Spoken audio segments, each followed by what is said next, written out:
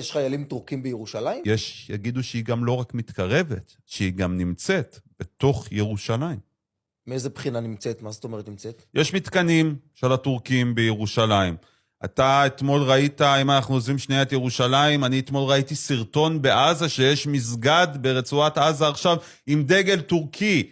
אוי לנו אם זה באמת יישאר ככה, אוי לנו אם יהיו חיילים טורקים ברצועת עזה. ברגע שחייל טורקי נמצא באיזשהו מקום הוא לא עוזב. ברגע שהטורקים נמצאים בירושלים כבר כמה שנים טובות, הם לא יעזבו את ירושלים, הנה עובדה בשטח. מה זאת אומרת, יש חיילים טורקים בירושלים? יש נציגי ממשל. רואים את הנציגי ממשל שלו, נמצאים כאן בירושלים, בקשר ישיר עם ארגוני הטרור שנמצאים ביהודה ושומרון, ומעבירים נשק. אבל עד כאן אני אעצור, זה התחקיר הבא שנשדר בערוץ, אבל באמת מה שקורה בירושלים על ידי ארדואן, זה היום ונורא.